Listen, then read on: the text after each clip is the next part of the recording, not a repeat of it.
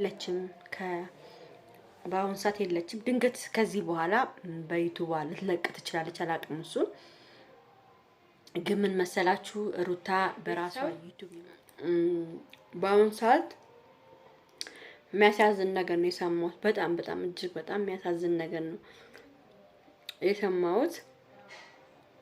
ታውቃላችሁ ሩታ የለችም በአሁን ሰዓት። ዛሬም አይታችኋል፣ አልመጣችም። በራሷም በሰውም ቤትም አልመጣችም። እንዳልኳችሁ ነው ሩታ የለችም በአሁን ሰዓት የለችም። ድንገት ከዚህ በኋላ በዩቲዩብ ልትለቅ ትችላለች፣ አላውቅም። እሱን ግን ምን መሰላችሁ ሩታ በራሷ ዩቲዩብ የማትመጣበትን ከባዱን ምክንያት እነግራችኋለሁ ማለት ነው። እጅግ በጣም ነው የሚያሳዝነው። ይህን ቪዲዮ ሁላችሁም በተቻላችሁ መጠን ላይክ፣ ሼር፣ ሰብስክራይብ ያደረጋችሁ ቤተሰብ እንድትሆኑ ፈልጋለሁ። ፕሊስ በመድኃኒዓለም ላይክ አድርጉ፣ ለሁሉም እንዲዳረስ ማለት ነው። እንግዲህ ቤተሰብ ያው ሩታ በቤቷ ለምንድን ነው ማትመጣው? አብዛኛው ሰዎች 13 ቀን 14 ቀን ወይ 20 ቀን ነው አንድ ቪዲዮ የምንለቀው። ሩታ የዚህን ምክንያት ሁሉን ነገር እነግራችኋለሁ ማለት ነው። ስትሰሙት በጣም ነው የምታዝኑት። ለካ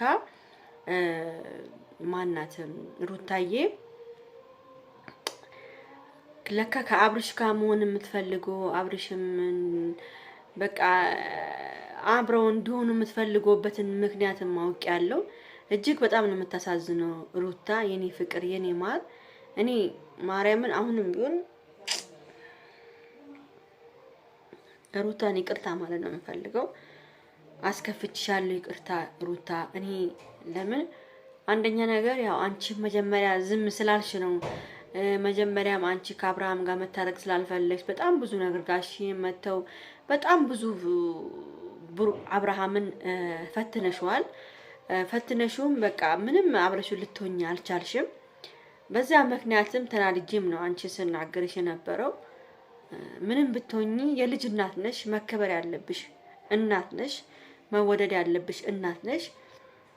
በጣም ነው ያዘንኩት ሩታዬ፣ በጣም ነው የምወድሽ።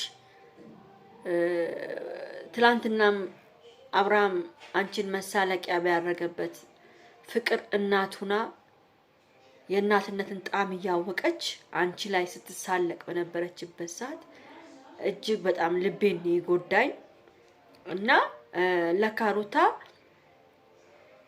በ13 ቀንም በ14 ቀንም በ20 ቀንም የምትለቀው ዩቲዩባ ያው አርሰንሷ ተነስቶባታል። ዩቲዩብ እየከፈላት አይደለም፣ ክፍያ አቁሟል ዩቲዩባ። የሩታ ዩቲዩብ ክፍያ ስላቆመባት ነው። በጣም ነው የምታሳዝነው። ለዛ ነው እየቆዩ ለካ የሚለቁባት። እኛ አላወቅም ነበር ይሄን ጉድ። ያው እሷም አልተናገረችም፣ ችላው ነው ያለችው። አብርሃምም ያው ሩታ ማገዝ እንዳለብን ነው።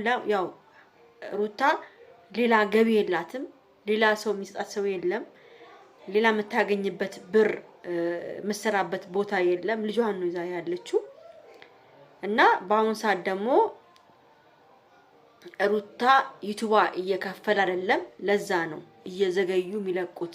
በ13 ቀንም በ14 ቀንም በ20 ቀንም የሚለቁት። አብዛኛውን ልጆች ለምንድን ነው በራስሽ ዩቲዩብ ማመጩ ለምንድን ነው ምናምን ብላችሁ ለምትሉት ዩቲዩብ አደጋ ላይ ስላለ ነው። ሁላችሁም ዩቲዩብ እንዲነሳ ላይክ አድርጉላት፣ እየገባችሁ የሚለቀቀውን ቪዲዮ ይዩላት። በእናታችሁ ይሄን ነው እኔ የምለምናችሁ። ሰብስክራይብም አድርጓት። በጣም ምስኪን ነች። እኔ በጣም ብዙ ሰው ደውያለሁ ዛሬ እና በጣም በቃ እኔ አላቅም። እኔ ምን ብዬ እንደምነግራችሁ አላቅም ስለ ሩታ ነገር። በጣም ነው የምታሳዝነው። በጣም ብዙ ነገርን ያሳለፈች ሴት ነች። በጣም የጸጸተኝ እሷ መናገሬ በጣም ጸጽቶኛል። ቤተሰብ እኔ እንጃ ዛሬ ምን ብዬ እንደምናገር ሁሉ ግራ ነው የገባኝ። እና ብቻ አላቅም። እና ዩቲዩብ አደጋ ላይ ስላለ ዩቲዩብ እየከፈላት አይደለም። ለዛም ነው ማይለቀቀው ዩቲዩብ ላይ። አብርሃምን በዚህ ደረጃ የምትለማመጠው ለዛም ይመስለኛል ብዬ ነው ያሰብኩት። ያው ሌላ ገቢም ስለሌላት ይሆናል አብርሃም እንደዚህ አረካት እያደረገባት እንደፈለገ የማንንም ወጠጤ ያመጣባት የሚያጨማልቅባት ለዛም ይሆናል ብዬ ነው ያሰብኩት። ለምን አንዳንድ ጊዜ ማጣት ስትሆኑ ወይ ዩቲዩብ አሁን ለምሳሌ በራሴ እንኳን ያሉ ዩቲዩብ የሆነ አደጋ ላይ ሲደርስ እንኳን ምን ያህል እንደሚሰማኝ በጣም ነው የምፈራው። ለምን በዚህ ነው የምንተዳደረው።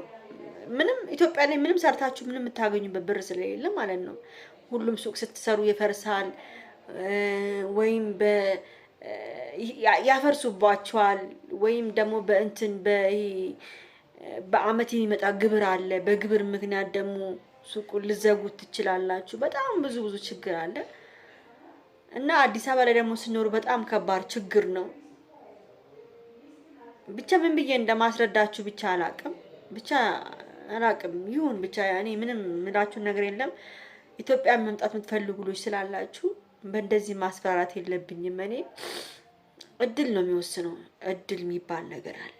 እኔ ግን የኔ ድፍን ነው እድል የኔ ድፍን ነው። ብቻ ይሁን እግዚአብሔር የተመሰገነ ይሁን። እግዚአብሔርን ሁሌም አመሰግነዋለሁ። ምንም በሆነም እግዚአብሔርን ሁሌ እንዳመሰገንኩት ነው።